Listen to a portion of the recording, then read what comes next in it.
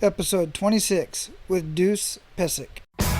Welcome to Men of Abundance, the podcast for those looking to level up their lives by hanging out with some of the greatest leaders and established professionals in our community, living a life of integrity, honor, and the abundance mentality. Prepare to pay it forward with your host, former Army medic turned lifestyle entrepreneur, Wally Carmichael.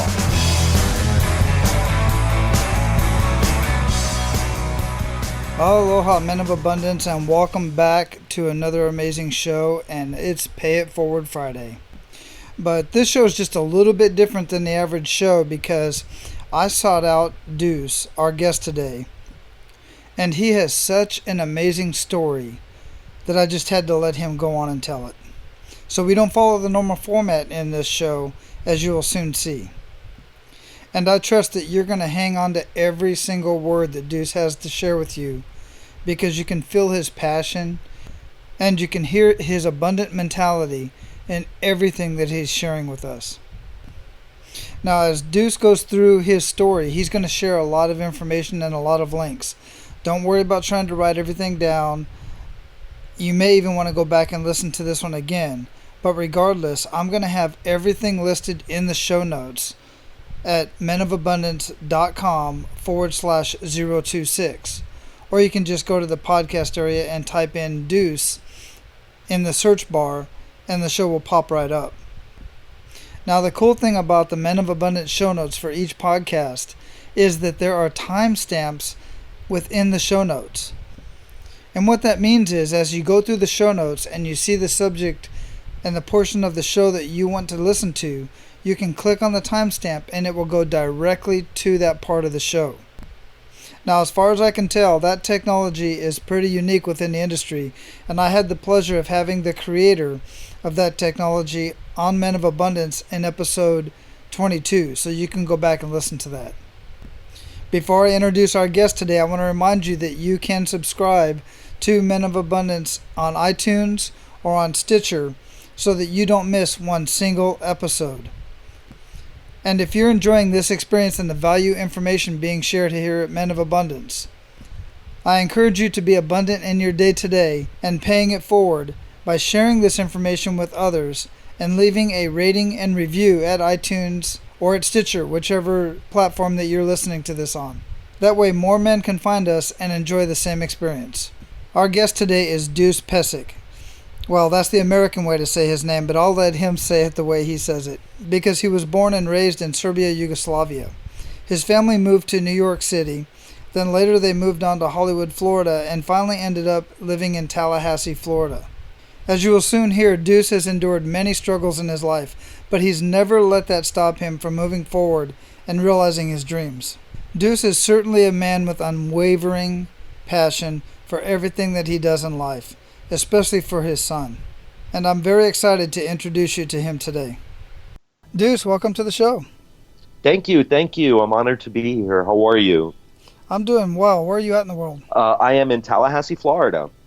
Ooh, nice. I like Florida. I have not been to Tallahassee though, but I've been down in I guess you call it the lower Miami up to Cocoa Beach and Orlando, Tampa area. Oh, fantastic. Yeah, Hollywood is actually another city I grew up in my childhood, and I spent most of my teenage years and early adult years there.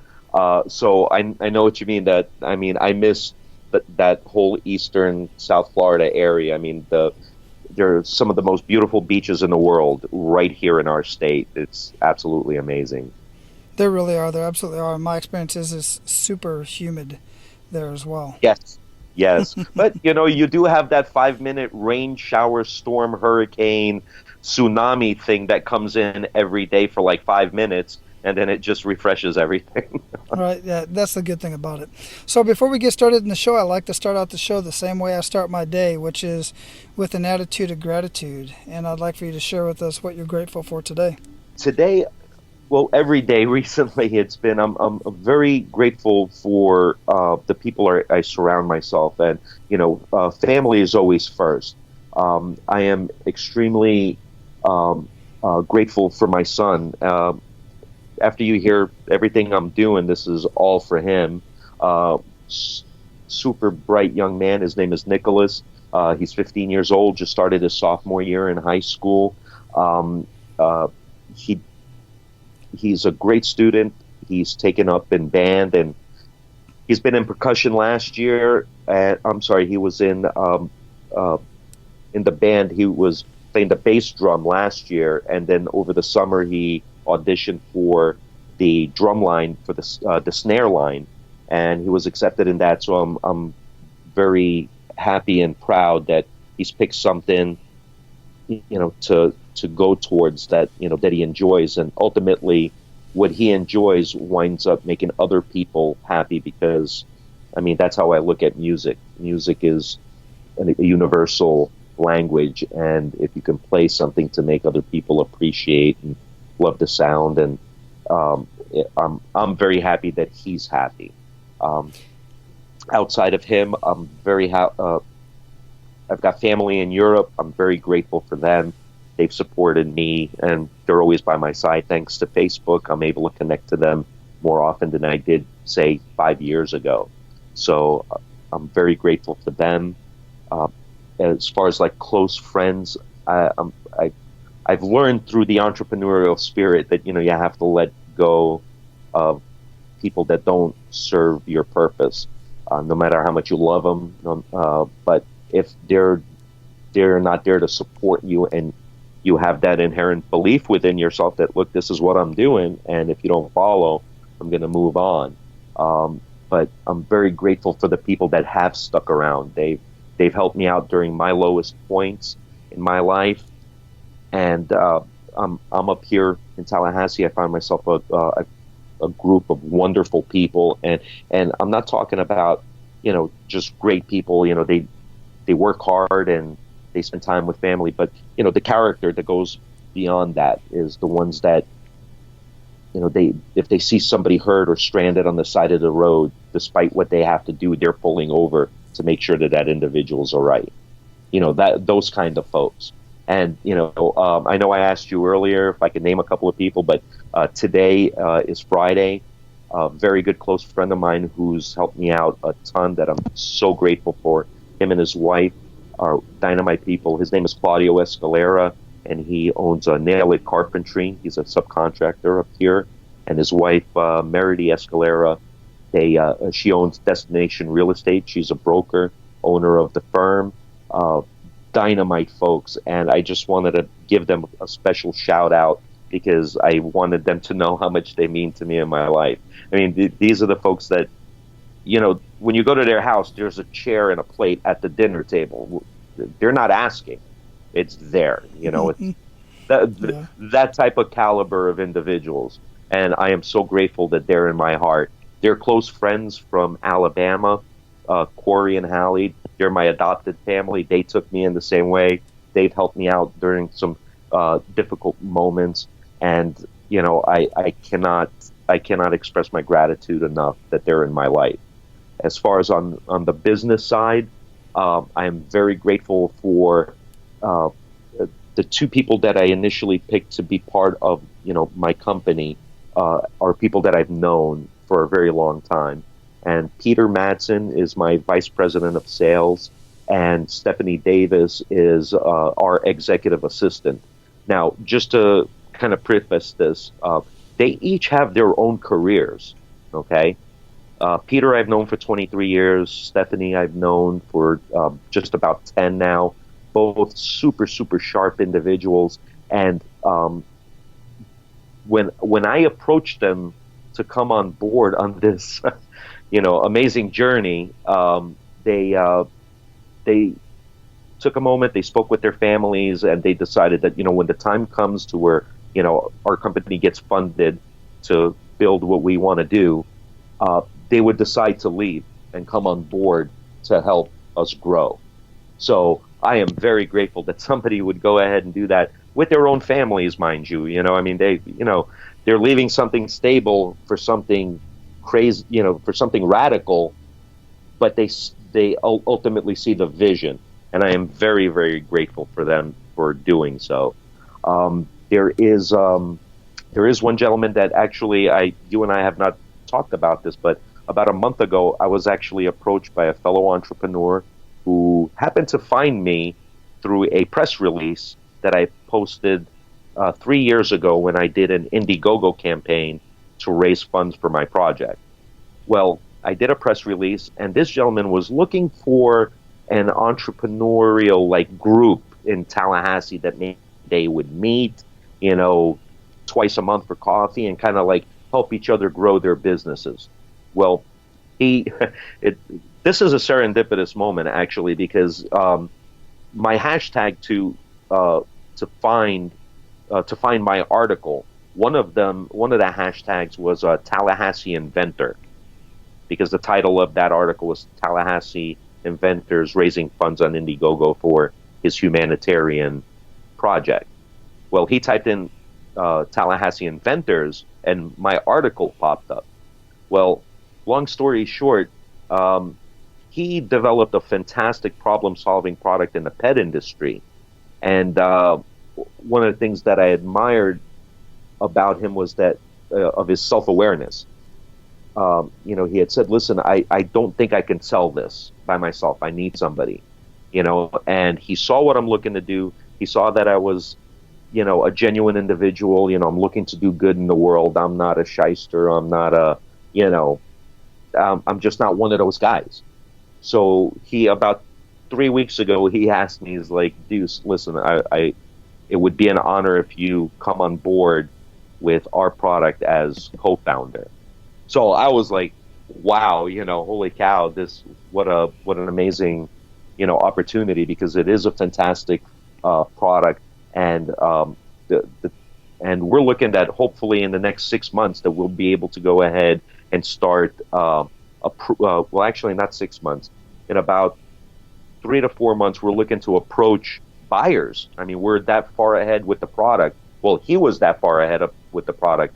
I came in and just helped in where he was at, and here we're going to be doing a campaign on Fundus for his product, which is called Cup of Heat, and we're raising funds just so we can have enough funds for transportation to get to the big box stores, to get to the buyers of those for those companies, and in the next 6 months we could be rocking and rolling on store shelves at various pet supply stores. So, I'm very grateful. So James Starr, thank you so very much for, seeing what I'm doing and bringing me on board to your fantastic product. And, we're looking to do good things in that market as well. And the other thing I'm grateful for is I'm grateful for the ability to go where I want to go despite the challenges. I'm very grateful that God instilled that mentality that don't give up, just keep going. Don't worry about what anybody else says. Don't worry about any of the challenges. Do not have the end sight blocked in any way. Just keep going. And I'm very grateful to have, to have him in my heart. He guides me daily. And so, And once again, listen, there's a lot of people that I could sit here and thank, and it'll take up the whole hour. I've got some good close family friends in South Florida and they know who they are. I want to say thank you very much for all your support, and I'm very grateful that we've been together for so many years. That I'm a big believer in being we are the sum of our life's experience, and I'm grateful that those people were in my life to shape me into the person that I am today. So thank you guys very much, and these are the people that I thank every day. Sure. Yeah, that's amazing. That's quite a bit to be thankful about and grateful for. And all of those people that you mentioned, if they have any links or anything like that, make sure you get those to me, because I'll add those to the show notes, and we'll pay it forward to all of those individuals. Oh, listen, can I add one more person in? Yeah, absolutely. Okay. Listen, just to give you a little background, things have been a lot more difficult for me over this past year and a half. And we'll get into that later as far as how things transpired. But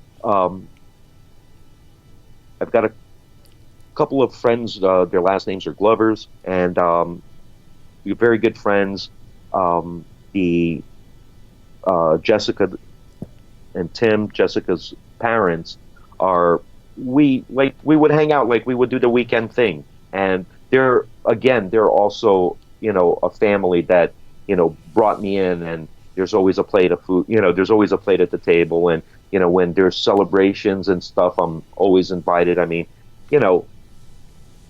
dinner at Thanksgiving with them, so it's not just friends, it's like family. Well, Shannon Shelton, he is the owner of Shannon's Motorsports here in Tallahassee. He knew I was in a tough spot last year, that just to help me out, put a couple of bucks in my pocket during the week. He's like, listen, Janice and I, we don't like to do our landscaping. So, if you want to, like some side hustle, we'll happy to help you. Needless to say that they've employed me, the whole year. And he has his his jet ski shop there on his property. So it's them to me here today, helping him pull motors out of jet skis and disassembling, motorcycle engines, and, working on four-wheelers. Okay? Because things have been tough. And I'm sorry, I don't know where I'd be if it wasn't for them to give me, work, to be useful, to be valuable. And, my heart goes out to them, and I can't thank them enough. So I had to mention them as well. And I'm glad you did. And Men of Abundance and Deuce, this is exactly what Men of Abundance is all about. This is the community that I'm striving to build here within the podcast and within the community on Facebook, is men who are willing to reach out and help each other out, regardless of their background, regardless of where they're from. And so you have shared a lot of great gratitude towards people that have definitely touched you in your life, and I know there are many more. And what I want to get into now, and you mentioned one thing too that I want to mention before we really get into your backstory, is as you were becoming an entrepreneur, there were certain, how was it you put it, there's certain people that you just knew you had to be around, and others that you knew you couldn't be around. And that's true with anything. Yeah, that's true with anything you want to do in life. The fact is you're the average of the 5 people that you spend most of your time with. And that's what you just chose to do. And that's what you should do when you want to move into a different, into something different. Well, and one of the things that, Peter Mattson, I hold him in high regard. I've known him, like I said, for 23 years. Great family man, hardworking, very analytical, great with numbers, and he's a dynamite salesperson. I mean, but on top of it, he's a man of faith, and that's something that I respect him very much for. And he had said to me, because I had said, listen, Pete, there are people that I wanted to bring on board and stuff, but friends and stuff that I have had for 30, 35 plus years, when they kind of taper off, and I'd like to think that they're busy, they're doing their thing, they're growing their empires and such. There's always that inherent that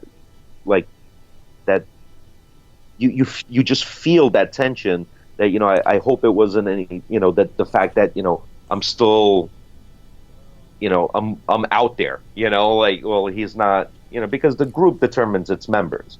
So if my projects just seem to be a little bit too out there and maybe unrealistic, I hope it's not for that. I hope it's not for that. I just, but regardless of whatever it is, that even though there's distance between us, I love those people. They, listen, my friends that were like from 30 plus years, in my darkest period in my life, these guys were there.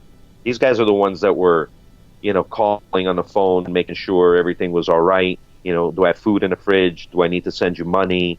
What's going on? Everything all right? Everything good? That will never be forgotten, and it's because of that characteristic from these, 5, 6 real tight, close friends that, I went to high school and college with and so forth, that we're still friends. We just don't communicate as much as we used to, but I still love them regardless. That, it that characteristic of bringing aid to your fellow friend, person who's been in your life, that's what friends do. Well, that was the reason that right there was the reason why I decided to name my project Friends, because in someone's darkest hours, my friends could come and help. You see what I mean? And it's not really wordplay. It's not a play on words, but on the play of, action of what friends actually really do for each other. So I was very happy that the acronym came out, just right, because I battled with it for quite some time. But I'm happy that it fell through like that, because it's not so much of just a product, but it's the actions and the feeling you get when you hear that there's friends looking out for you. And that's one of the things that caught my eye right away was that acronym, and it just resonated with me right away. And then when I looked at a little bit more about you, so what I want to do now is I want to learn a little bit more about you, because obviously you love talking about your friends and you love talking about the people who have gotten you to where you are today. I want to hear a little bit more about you before we hear a little bit more about Friends. Absolutely. I'm a classic immigrant, born and raised in Yugoslavia. My real name is Deuce Pesic. It's been Americanized to Dusan Pesic. And the reason people call me Deuce, and whether they call me Dusan or Dusan or Deuce, it really doesn't matter. But Deuce came up short in my high school and college years, because it's spelled just as it sounds, Dusan. Well, I think it was the very first, my freshman year in high school. First day of school, attendance is being called out, and every time they came, because you see USAN and there's a D next to it, well, the S is right next to the D on the keyboard. So every first day of every class, whether it was high school or college or whatever, it was always the same thing. Oh, this must be a misspelling. Is Susan Pesic here? It's like, no, it's not Susan, it's Dusan, but please just call me Deuce. So that's how Deuce evolved. But the first time, born and raised in Serbia, in Yugoslavia, 1968, socialism was very difficult at the time. The different states within the country were battling for separation and so forth. So my dad took my mom and said, "Listen, I think we need to get on out of here." So, but our country wasn't giving out visas. So what we had to do is I was a year old. I went with my parents, the three of us. We went to Austria to stay with some family friends for just that 6-month period to get the visa. And sure, lo and behold, we were the classic immigrant story that you hear every day. We landed at JFK in New York City in 1970. It was a husband, a wife, and their 18-month-old son with one suitcase and $13 in the pocket. And that's how it was. That's just how it was. A lot of us came, not just from our country, but everywhere in the region, people were, migrating to the U.S. for a better life for their families and such. And but they wound up getting their respective occupations and such. But childcare was very difficult. So I was being watched by friends of friends of friends. So it wasn't really like an ideal situation for people in a new country, not knowing anywhere else to go. So what they did is the first $600 they earned, they bought a round trip plane ticket for my grandfather to come get me, to take me back to live with them in Serbia. And I lived with them there till 1975. In 1973, my parents came to do a visit in the summer. They went back, but in 1975, my mom came and got me, and I started living with them in New York City, good old Ridgewood, Queens, Catalpa and Onderdonk, right there in Ridgewood, and I spent my life from 75 to 82 there. It was great being in a big city. it was just a lot of people, like in one area, in one city. It was just, the population was wild. But we had taken a trip to St. Petersburg in 1982 for a summer vacation. My dad had an uncle there, and he said, "Well, I have a friend in Hollywood. Is that far from here?" They were like, "Oh, it's about 4 to 6 hours." And they're like, "Oh, no, no, no." He's like, "No, let's go on the East Coast. It'll be a fun road trip." Okay, so we're taking a vacation while we're on vacation. So my parents, we got to Hollywood, and we were like, "Holy cow!" I mean, there's no like high rises. There's no, you have beautiful homes, but 1, 2, maybe 3 stories high. But all you see is palm trees and sky. So needless to say, we got back home to New York City, and 30 days later, there's a U-Haul in front of the house. We're packing everything up, and we moved down there. 1982, I started high school at South Broward High School, right there in Hollywood, Florida. I got to tell you, that whole high school, college period that that I was there, it was really wonderful. I mean, Florida is, everything's kind of like spread out and stuff, but there's just beauty everywhere, and I'm very, very happy that I wound up having these friends that like to experience. Let's go to Coconut Grove. Let's go to Miami Beach. There's so much to see in this world that it's like, yeah, nobody sees the whole part of the world. And I'm sure you've went through my my Deuce Pesic page on Facebook, and I post a lot of pictures of like the Maldives. The Maldives, that's my bucket list. That's but I mean, it's just the colors of the waters, and then there's then you've got Dubai, you've got South Africa, you've got China, you've got Japan, you've got Thailand, Vietnam. I mean, just there's so much. I have to quote from American Beauty when he said, "There's so much beauty in this world that sometimes I just can't take it." And it's absolutely true. Mm-hmm. That's why I share pictures of the world, because a lot of people don't know that those places exist.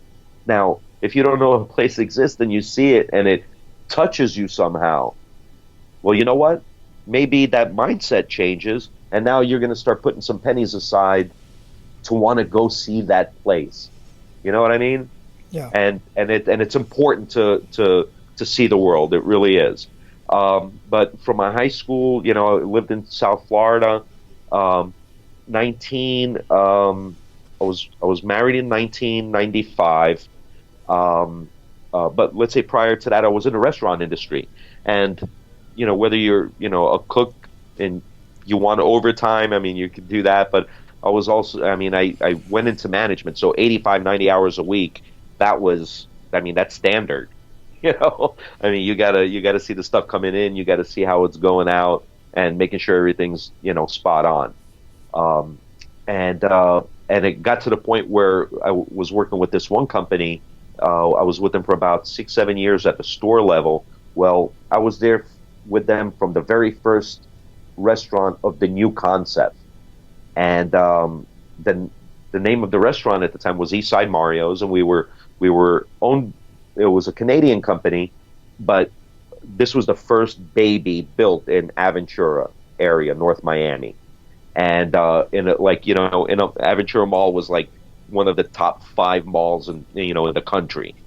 Just beautiful stores, gorgeously laid out. So the corporation wound up expanding big in Canada, but now we started attracting franchisees in the States. So they called me to be a corporate trainer for them, to be their U.S. rep, because Canada only allows like 5 weeks of visa to come into the U.S.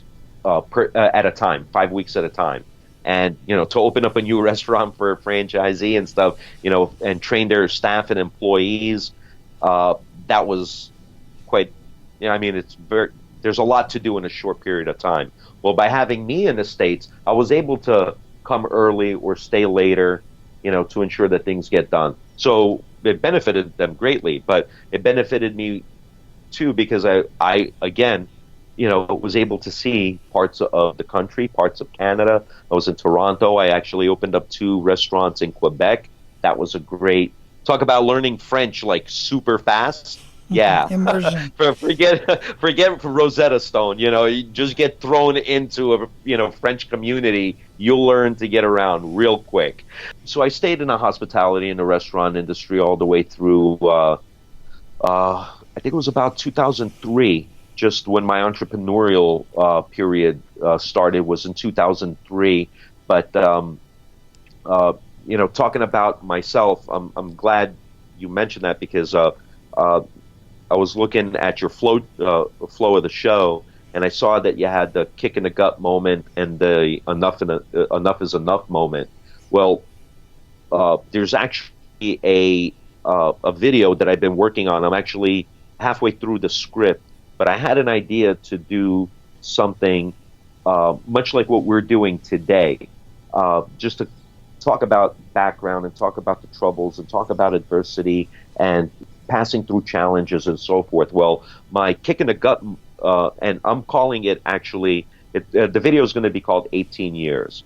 Those 18 years were the part where I succumbed to try to be normal like everyone else, to have a regular job, but there's still, things were just not right. But the kick in the gut moment started in 1994, and the enough is enough and was in 2012. So that 18-year period is where I really, let's just say like this, 1994 was the worst year of my life, and it was one of those where I was questioning God's existence. Okay? Let's just put it like this. January of 1994, my grandfather passed away. March, 3 months later, 2 months later, my mother passed away. June, one of my aunts passed away, and on Thanksgiving Day, one of my father's brothers, one of my uncles, passed away. So at that point, it was one of those real like why are you coming after me? Like I had my moment with God, and it was looking back now. I hated for losing belief in Him for a 1 or 2 year period, but I guess it needed to happen because things turned around. Like my mindset turned around, and it was like, listen, things happen for a reason. He has the master plan. You need to believe it, and strong. Be strong, be tough, work through it, and that was a difficult period for me. It was losing those close members of my family and feeling like I was being punished for something, when in essence it was just God's way of saying, look, it was time for them to come home. You know what I mean? Yeah. Because I almost took it personally because, we're one of those families, like we don't cause drama. We don't make problems for anybody. We go to work, we pay taxes, they live for the weekends. They loved entertaining, people. And once again, their character of, coming from a third world nation, there every day you help each other out. It's a lifestyle. That's part of life. My uncle was very known for slaughtering and killing pigs in the fall, so people, so you could go ahead and package the meat up and put them in the freezer so you have food through the winter, right? Well, he was so efficient at it that that's what he did. In the fall, not only did he take care of, our pigs, and clean them and, load up our freezers, but on his days off or whatever, he would come and do that, for your neighbor, for your close friend, for your uncle, and so forth. That was just, the way it is, so,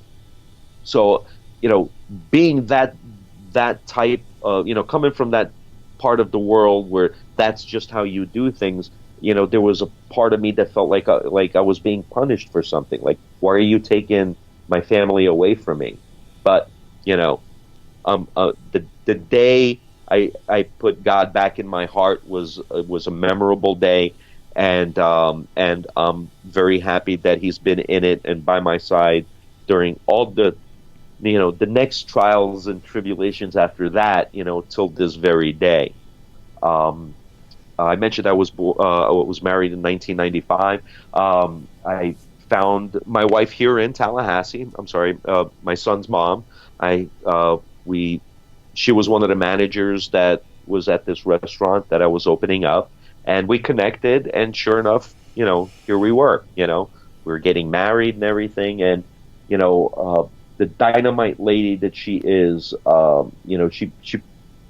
she went through a lot with me. I mean, I should say the two of us went through a lot together. I have a ton of respect for her. But another thing during that 18-year period, which was all the way through to from the 1996 through 2000.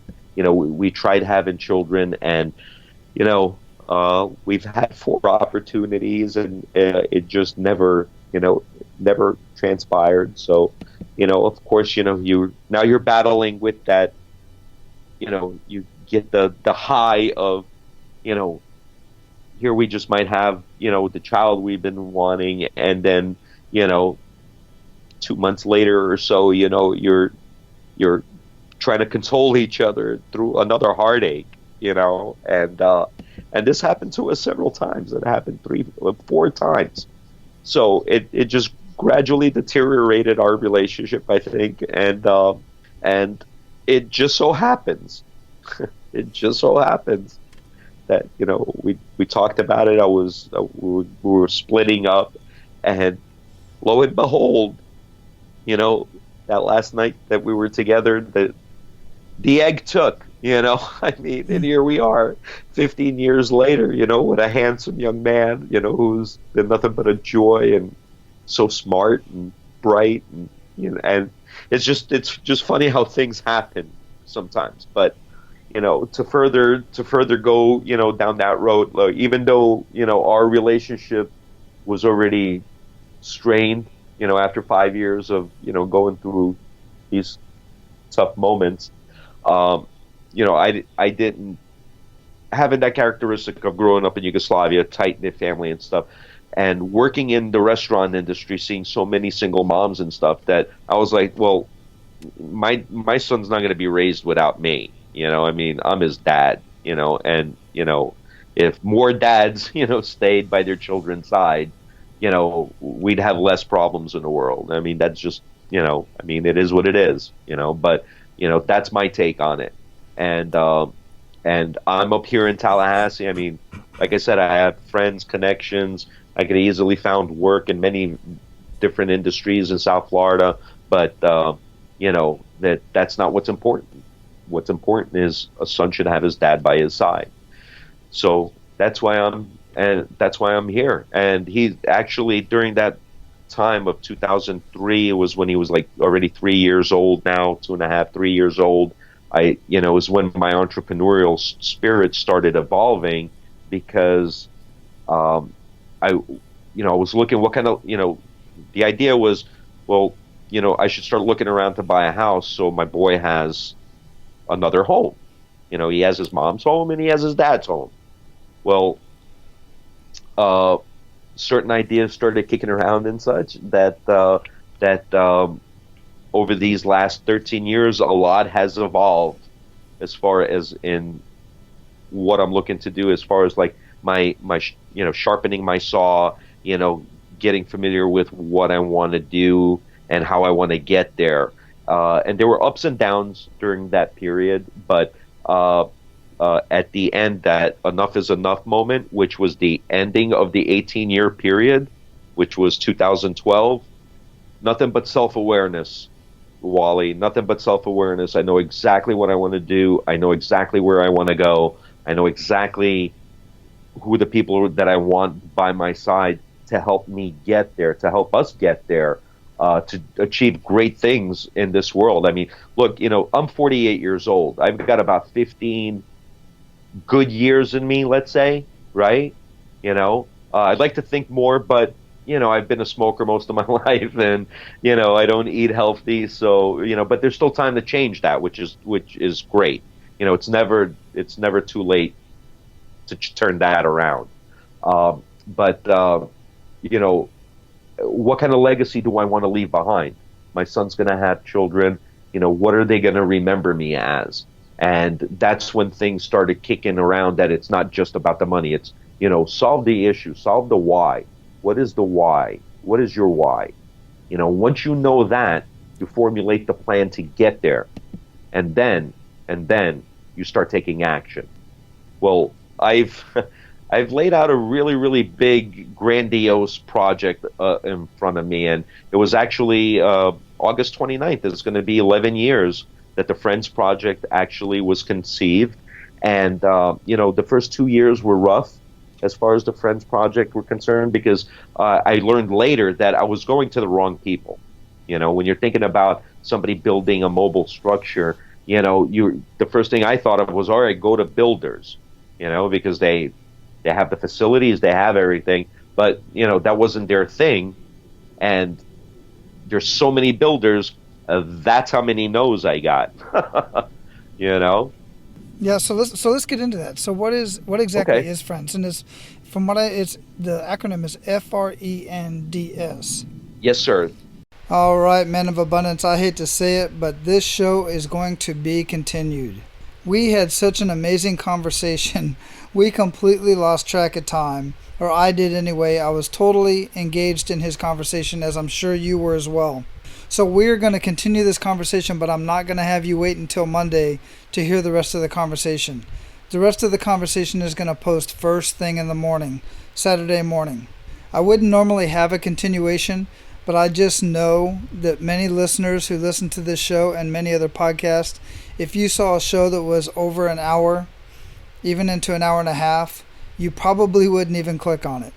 So I don't mean to have any trickery going on here, but I just wanted to cut this show in half and let you get on with the rest of your day, and then we'll continue the show tomorrow. And what Deuce shares with us tomorrow about his project and a few other things is really going to blow your mind. I absolutely love this conversation, and I look forward to you joining us on the next episode. And of course, I know you don't want to miss the next episode, so make sure you go to iTunes or to Stitcher and subscribe.